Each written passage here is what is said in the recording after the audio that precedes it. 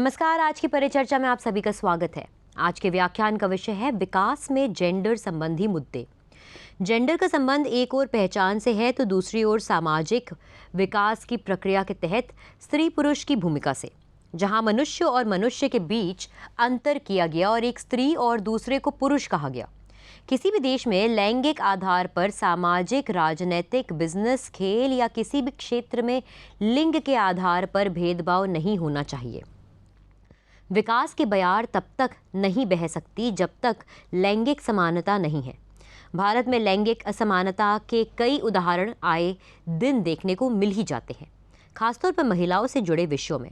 हमारे विषय विशेषज्ञ हैं हिमांशु डबराल, जो लंबे समय से पत्रकारिता और अध्यापन के क्षेत्र से जुड़े हैं, और मैं हूँ साक्षी मांडवाल। आज के व्याख्यान में हम जिन प्रमुख बिंदुओं पर चर्चा करेंगे वे इस प्रकार हैं। जेंडर की अवधारणा को समझना, लैंगिक असमानता मुद्दे को जानना, भारतीय संदर्भ में जेंडर को समझना, पारिवारिक माहौल, समाज और जेंडर पर चर्चा करना, भारत में लैंगिक असमानता पर चर्चा करना, लैंगिक असमानता के कारण और प्रकार को समझना, लैंगिक असमानता, विकास और अन्य मुद्दे को जानना, सरकारी योजनाएं एवं कानूनों को समझना, विकास और महिलाओं के बढ़ते कदम पर चर्चा करना।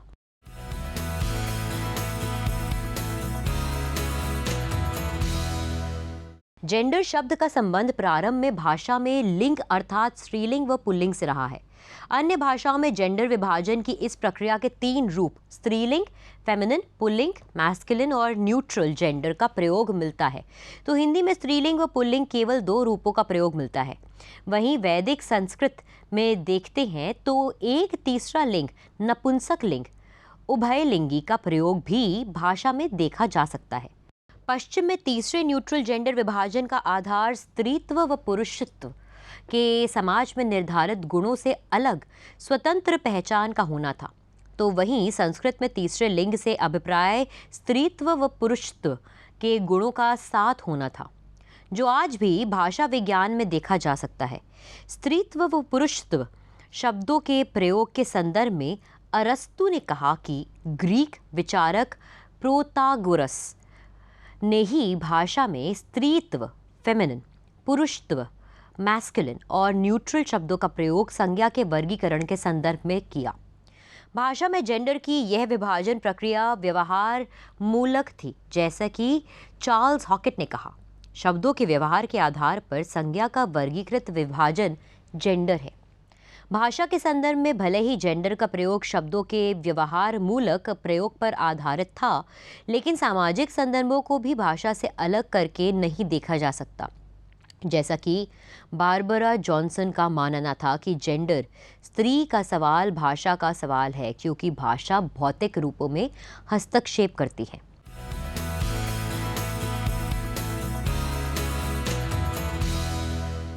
लिंग सामाजिक सांस्कृतिक शब्द है। सामाजिक परिभाषा से संबंधित करते हुए समाज में पुरुषों और महिलाओं के कार्यों और व्यवहारों को परिभाषित करता है, जबकि सेक्स शब्द आदमी और औरत को परिभाषित करता है, जो एक जैविक और शारीरिक घटना है। अपने सामाजिक, ऐतिहासिक और सांस्कृतिक पहलुओं में लिंग पुरुष और महिलाओं के बीच शक्ति के कार्य के संबंध है, जहां पुरुष को महिला से श्रेष्ठ माना जाता है।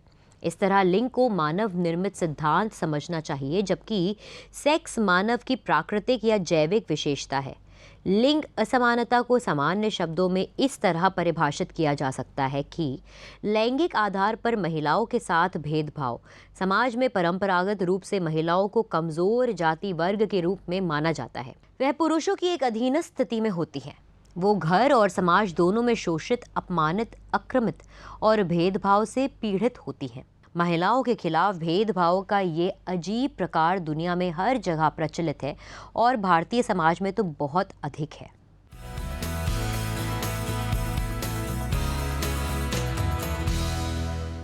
कमला भसीन के अनुसार जेंडर सामाजिक सांस्कृतिक रूप में स्त्री पुरुष को दी गई परिभाषा है, जिसके माध्यम से समाज उन्हें स्त्री और पुरुष दोनों की सामाजिक भूमिका में विभाजित करता है।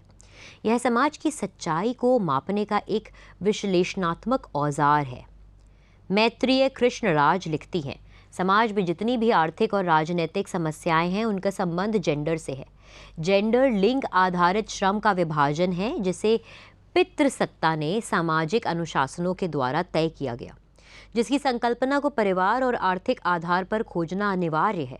इसके अतिरिक्त जेंडर एक विश्लेषणात्मक श्रेणी है जो सामाजिक संरचना व उसके जटिल व्यवहार मूलक संबंधों को स्त्री पुरुष के बीच के संबंधों से जानने का प्रयास करता है।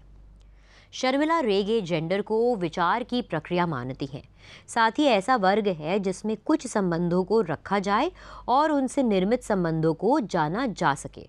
निवेदिता मेनन भी जेंडर को सामाजिक निर्मिति का ही रूप मानती हैं। साथ ही उनका मानना है कि जेंडर की यह अवधारणा भारत में पहले से मौजूद रही है। यह आधुनिक सभ्यता की देन नहीं है, बल्कि प्राक आधुनिक भारतीय संस्कृति में विभिन्न प्रकार की यौन पहचानों के लिए कहीं अधिक व्यापक स्थान उपलब्ध था। मसलन उस काल में हिजड़ों के पास भी एक सामाजिक स्वीकार्यता मौजूद थी जो समकालीन समाज में नहीं है। सूफी और भक्ति परंपराएं उभय लैंगिकता पर आधारित थीं, जो अक्सर द्विलिंगी मॉडल को खारिज करते थे। 2 शताब्दी पहले शिव भक्त देवराज दासी मैया ने लिखा था, यदि स्तन और लंबे बालों को देखते हैं वह उसे स्त्री कहते हैं, अगर उन्हें दाढ़ी मूछ दिखाई देती है तो वह उसे पुरुष कहते हैं, लेकिन भीतर देखो, इन दोनों के बीच जो आत्मा है वह न स्त्री है न पुरुष है। भारतीय भाषाओं में इस तरह के कई उदाहरण देखे जा सकते हैं जो यह बताते हैं कि भारत में लिंग और जेंडर के अंतर को स्पष्ट करता विचार पहले से मौजूद रहा है। सेक्स और जेंडर के बीच के अंतर और समाज में निर्धारित उनकी भूमिका पर यदि बात करें तो इसका अध्ययन जेंडर के अंतर्गत किया जाता है।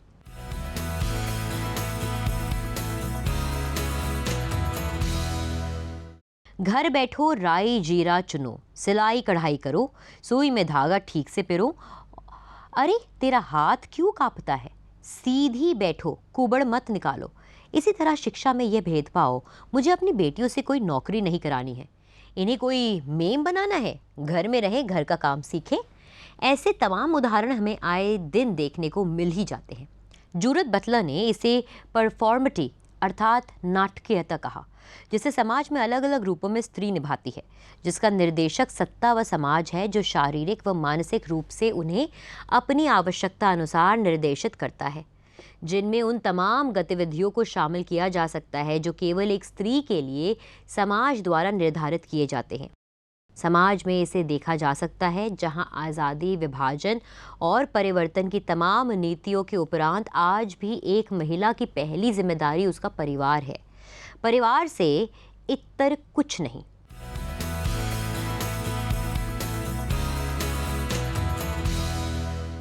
भारतीय समाज में लिंग असमानता का मूल कारण इसकी पितृसत्तात्मक व्यवस्था में निहित है। आज भी ये मानसिकता समाज में है जो महिलाओं के विकास में बहुत बड़ी बाधक है।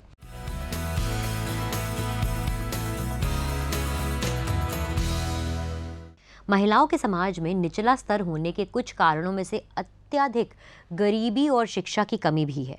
महिलाओं का न केवल असमान वेतन या अधिक कार्य कराया जाता है, बल्कि उनके लिए कम कौशल की नौकरियां पेश की जाती हैं जिनका वेतनमान बहुत कम होता है। यह लिंग के आधार पर असमानता का एक प्रमुख रूप बन गया है। लड़की को बचपन से शिक्षित करना अभी भी एक बुरा निवेश माना जाता है, क्योंकि एक दिन उसकी शादी होगी और उसे पिता के घर को छोड़कर दूसरे घर जाना पड़ेगा। इसलिए अच्छी शिक्षा के अभाव में वर्तमान में नौकरियों कौशल मांग की शर्तों को पूरा करने में असक्षम हो जाती है। वहीं प्रत्येक साल हाई स्कूल और इंटरमीडिएट में लड़कियों का परिणाम लड़कों से अच्छा होता है। ये प्रदर्शित करता है कि 12वीं कक्षा के बाद माता पिता लड़कियों की शिक्षा पर ज़्यादा खर्च नहीं करते, जिससे कि वो नौकरी प्राप्त करने के क्षेत्र में पिछड़ रही हैं। सिर्फ शिक्षा के क्षेत्र में ही नहीं, परिवार खाना की आदतें के मामले में भी सिर्फ शिक्षा के क्षेत्र में ही नहीं, परिवार खाने की आदतों के मामले में भी वो केवल लड़का ही होता है जिसे सभी प्रकार का पौष्टिक और स्वादिष्ट पसंदीदा भोजन प्राप्त होता है, जबकि लड़की को वो सभी चीज़ें खाने को मिलती हैं जो परिवार के पुरुष खाना खाने के बाद बचा देते हैं। महिलाओं के साथ असमानता और भेदभाव का व्यवहार समाज में, घर में और घर के बाहर विभिन्न स्तरों पर किया जाता है। लेकिन फिर भी इसी तरह की सोच में धीरे धीरे कमी आ रही है, लेकिन फिर भी इसकी गति बहुत कम है।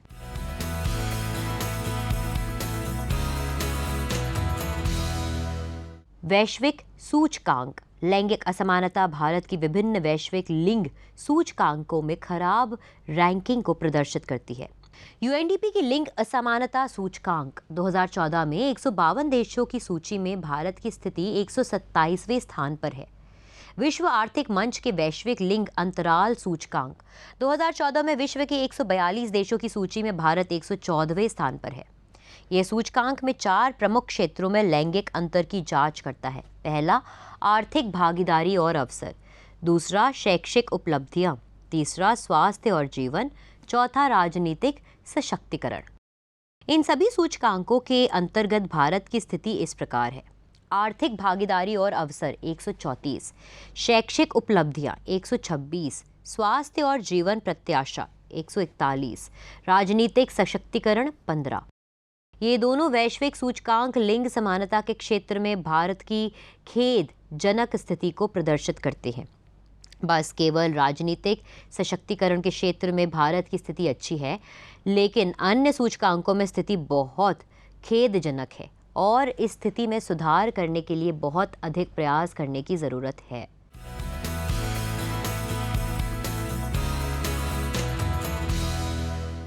लिंग असमानता विभिन्न तरीकों में प्रकट होता है और भारत में जो सूचकांक सबसे अधिक चिंता का विषय है, यह इस प्रकार है।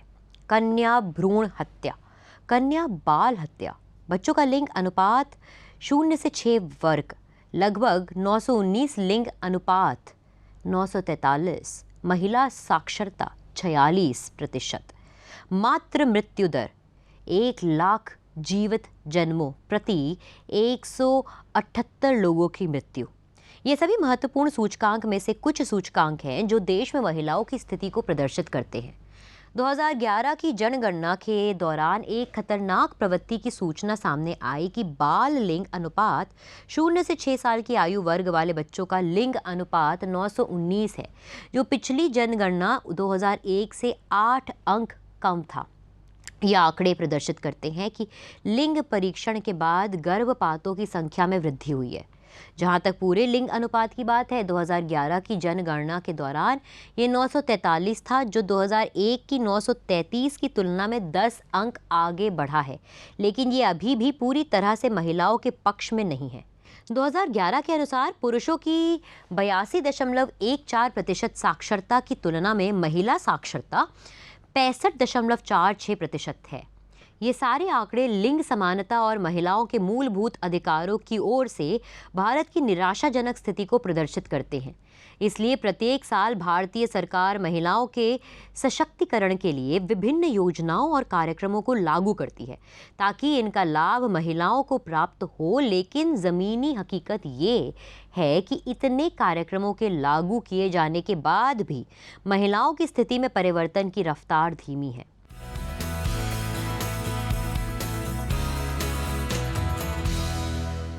भारतीय संविधान की प्रस्तावना हर किसी के लिए सामाजिक, आर्थिक और राजनीतिक न्याय प्राप्त करने के लक्ष्यों के साथ ही अपने सभी नागरिकों के लिए स्तर की समानता और अवसर प्रदान करने के बारे में बात करती है। संविधान का अनुच्छेद 15 भी लिंग, धर्म, जाति और जन्म स्थान पर अलग होने के आधार पर किए जाने वाले सभी भेदभावों को निषेध करता है। अनुच्छेद 15(3) किसी भी राज्य को बच्चों और महिलाओं के लिए विशेष प्रावधान बनाने के लिए अधिकारित करता है। इसके अलावा राज्य के नीति निर्देशक तत्व भी ऐसे बहुत से प्रावधानों को प्रदान करता है जो महिलाओं की सुरक्षा और भेदभाव से रक्षा करने में मदद करता है। समय समय पर सरकार के स्तर पर कई प्रयास होते रहते हैं, खास तौर पर महिलाओं से जुड़े कानूनों और योजनाओं की मदद से उनके विकास और समानता के लिए कार्य किए जाते हैं। आइए आप कुछ प्रमुख योजनाएं एवं कानून के विषय में जानते हैं। राष्ट्रीय महिला कोष। महिलाओं के लिए राष्ट्रीय क्रेडिट फंड या राष्ट्रीय महिला कोष RMK की स्थापना मार्च 1993 में भारत सरकार के मानव संसाधन मंत्रालय के तहत महिला तथा बाल विकास विभाग द्वारा एक स्वतंत्र पंजीकृत सोसाइटी के रूप में की गई थी। इसके तहत आरंभिक कोष की आरंभिक सीमा रुपए 31 करोड़ थी। इसका उद्देश्य बैंकिंग सेक्टर को विस्थापित करना नहीं, बल्कि गरीबों और बैंकिंग क्षेत्र के बीच के अंतराल को कम करना है।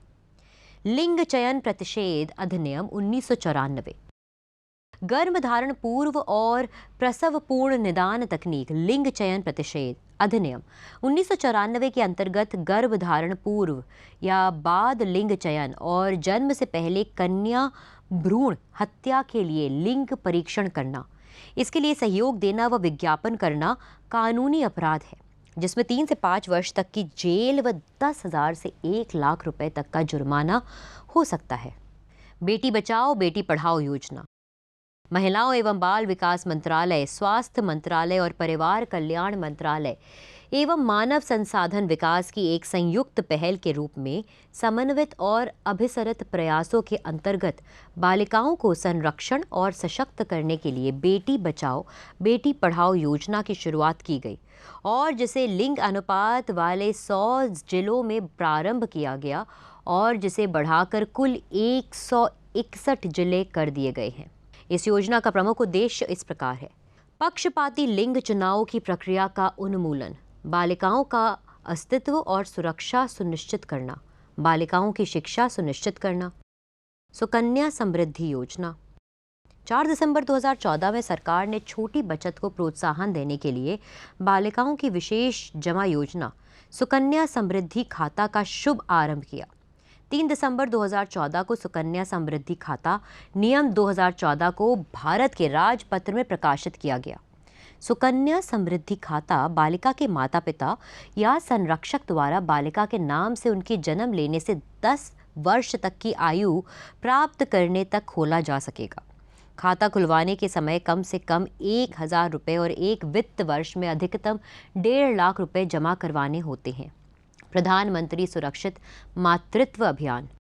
प्रधानमंत्री सुरक्षित मातृत्व अभियान भारत सरकार की एक नई पहल है, जिसके तहत प्रत्येक माह की निश्चित 9वीं तारीख को सभी गर्भवती महिलाओं को व्यापक और गुणवत्तायुक्त प्रसव पूर्व देखभाल प्रदान करना सुनिश्चित किया जाता है।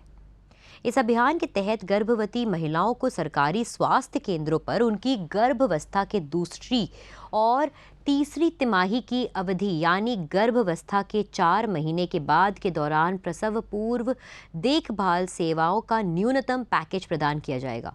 इस कार्यक्रम की प्रमुख विशेषता यह है कि प्रसव पूर्व जांच सेवाएं OBGY विशेषज्ञों या चिकित्सा अधिकारियों द्वारा उपलब्ध कराई जाएंगी। निजी क्षेत्र के विशेषज्ञों या चिकित्सकों को हर महीने की 9वीं तारीख को उनके जिलों में सरकारी चिकित्सकों के प्रयासों के साथ स्वैच्छिक सेवाएं प्रदान करने के लिए प्रोत्साहित किया जा रहा है। प्रधानमंत्री उज्ज्वला योजना। प्रधानमंत्री उज्ज्वला योजना प्रधानमंत्री नरेंद्र मोदी द्वारा शुरू की गई एक बहुत ही महत्वाकांक्षी योजना है। उज्ज्वला योजना के अंतर्गत भारत सरकार LPG कनेक्शन उपलब्ध कराएगी।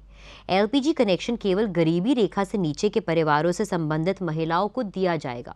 योजना के अंतर्गत भारत सरकार अगले 3 साल में 5 करोड़ BPL परिवारों को मुफ्त में LPG कनेक्शन उपलब्ध कराएगी।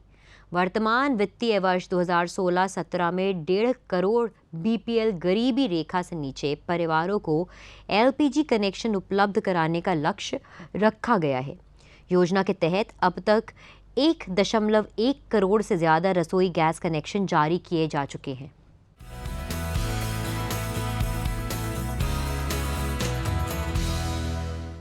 महिला और बाल विकास विभाग पर इन अधिनियमों को लागू करने की जिम्मेदारी है। राष्ट्रीय महिला आयोग अधिनियम 1990, अनैतिक व्यापार निरोधक अधिनियम 1956-1986 में संशोधित, महिलाओं का अश्लील प्रस्तुतिकरण निरोधक कानून 1986, दहेज निरोधक कानून 1961, 1986 में संशोधित, सती प्रथा निरोधक अधिनियम 1987, बाल विवाह निषेध अधिनियम 2006, घरेलू हिंसा से महिलाओं की सुरक्षा अधिनियम 2005।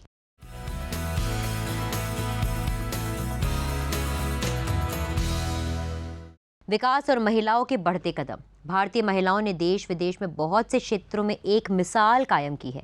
राजनीति, खेल, बिजनेस हो या विज्ञान, भारतीय महिलाएं लीडर की भूमिका में हैं।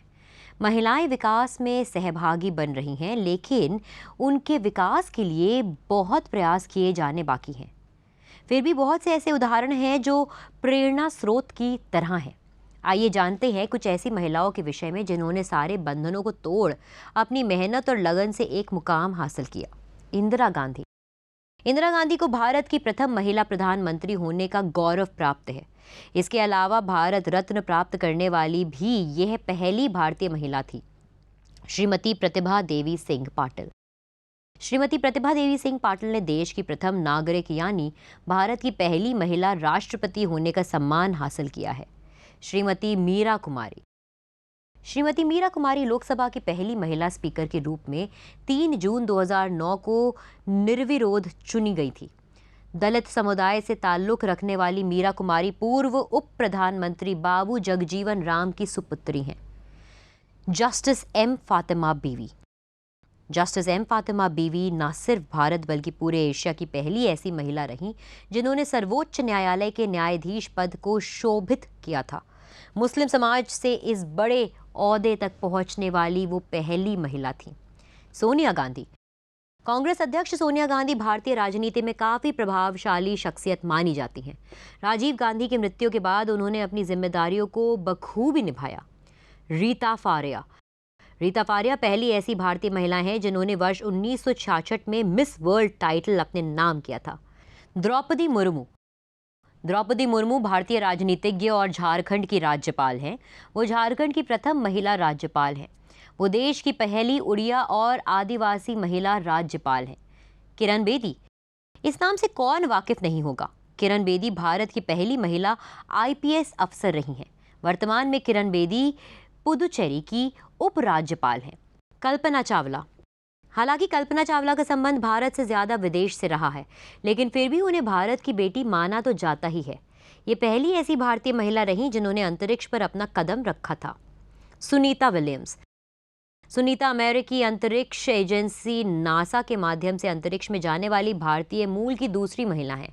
सुनीता ने एक महिला अंतरिक्ष यात्री के रूप में 195 दिनों तक अंतरिक्ष में रहने का विश्व कीर्तिमान स्थापित किया है। चंदा कोचर। ICICI बैंक की CEO चंदा कोचर का नाम आज शक्तिशाली महिलाओं की सूची में शामिल है। मैनेजमेंट ट्रेनी की छोटी सी पोस्ट से बैंक के उच्चतम पद तक पहुंचने वाली चंदा की सफलता महिला सशक्तिकरण का एक आदर्श उदाहरण है। सुनीता नारायण।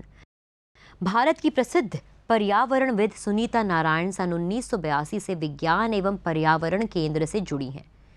मेधा पाटकर। नर्मदा घाटी की आवाज़ के रूप में पूरी दुनिया में मेधा पाटकर का नाम जाना जाता है। गांधीवादी विचारधारा से प्रभावित मेधा पाटकर ने सरदार सरोवर परियोजना से प्रभावित होने वाले लगभग 37,000 गाँवों के लोगों को अधिकार दिलाने की लड़ाई लड़ी है। उन्होंने महेश्वर बांध के विस्थापितों के आंदोलन का भी नेतृत्व किया। कॉरपोरेट सेक्टर में इंदिरा नूई, राजनीति में सुषमा स्वराज, मायावती, जयललिता, वसुंधरा राजे, उमा भारती, ममता बनर्जी, बैडमिंटन खिलाड़ी साइना नेहवाल, लॉन टेनिस की महिला स्टार सानिया मिर्जा, बॉक्सिंग में देश का नाम रोशन करने वाली मैरी कॉम, पहलवान गीता फोगाट, महिला क्रिकेट की सबसे कामयाब बल्लेबाज मिताली राज, कर्णम मल्लेश्वरी और दीपिका कुमारी जैसी कई महिलाएं हैं जिन्होंने अपने अपने क्षेत्र में कुछ अलग और शीर्ष मुकाम हासिल किया है।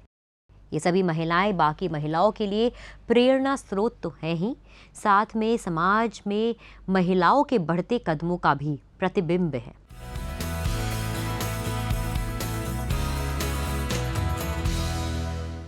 लैंगिक असमानता होने के बावजूद महिलाओं ने हर जगह परचम लहराया है।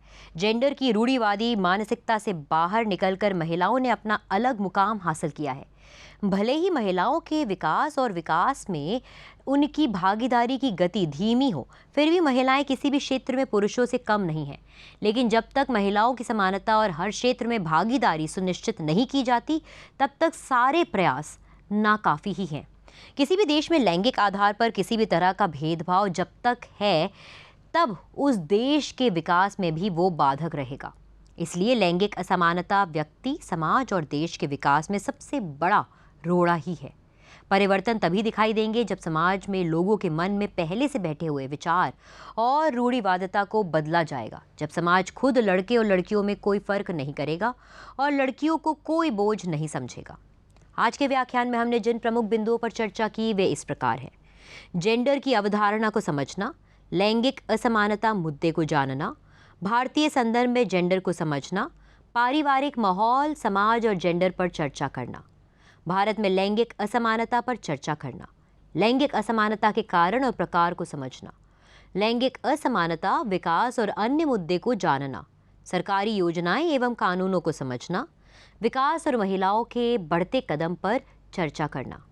अब इस विषय पर आज की हमारी चर्चा यहीं समाप्त करते हैं। इस विषय से जुड़े